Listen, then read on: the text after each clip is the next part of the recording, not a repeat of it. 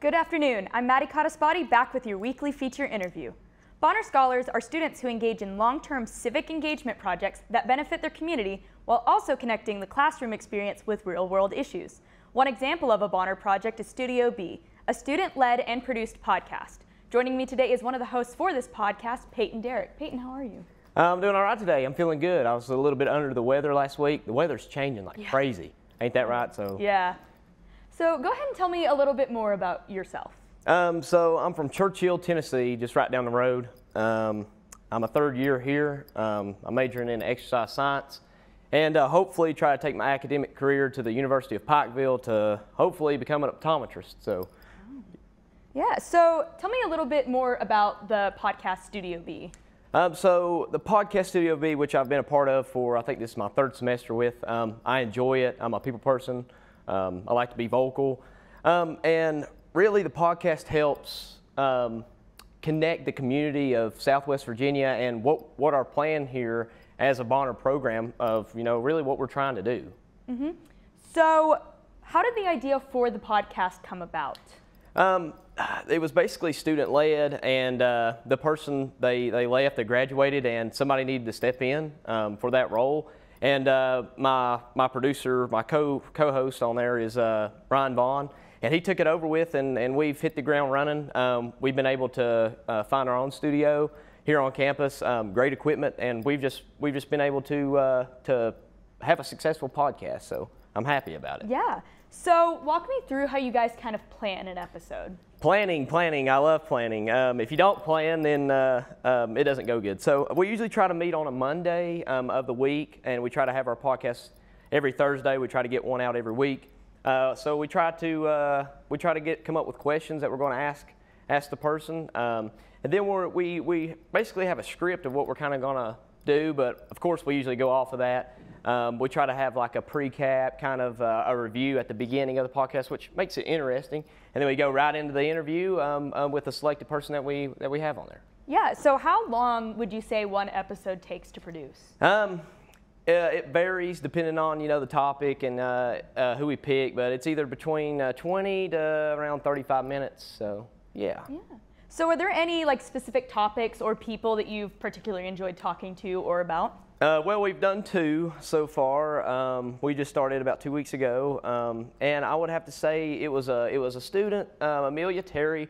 She is a great person. People that haven't found out about our podcast, they need to go and listen to it. She does so much for Bonner, for Emory. She's a part of a lot of things. She's a part of civic life here. She does her part, and I think a lot of people should be encouraged by her and follow in her footsteps. And it's great that students here can connect with another student that that does their part. So. Mm-hmm. So are there any guests that you're maybe one day hoping to get on the podcast? No, honestly, I'm right down the road, but I'm not really from around here, so I don't really know too many people.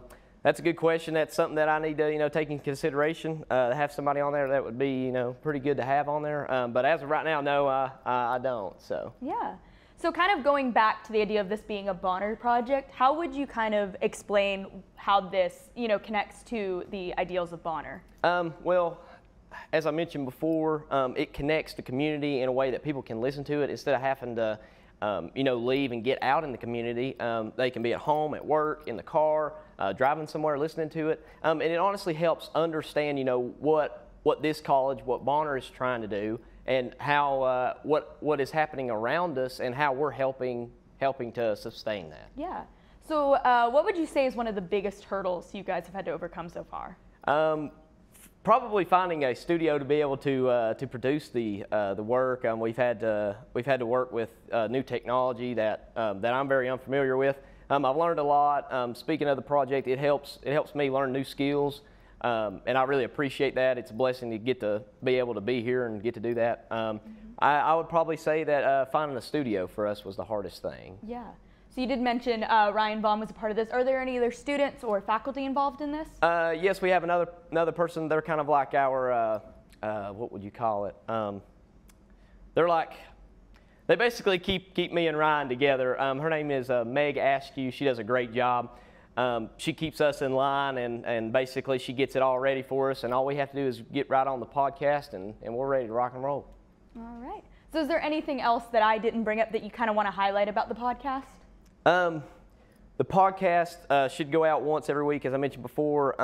We're going to try to get a lot of videos in, or some podcasts in, and hopefully we can keep continuing to get information out for people to understand, what we're doing, because a lot of people ask, what are y'all trying to do? And the podcast is a way for people to listen and understand, what the main goal is. Yeah. So where can students go to listen to your podcast? Well, we've worked on that. As I mentioned before, we learned new technology. Now we're on Apple Podcasts and Spotify. I think you can go to, you can type in EHC Bonner Scholar Podcast, and we should come right up. I think we're top 150 in non-paid podcasts right now. So we've hit the ground running. I'm really excited, and I'm glad to be around the people that I am with. So. Yeah. All right. Well, thank you so much for joining me today, Peyton.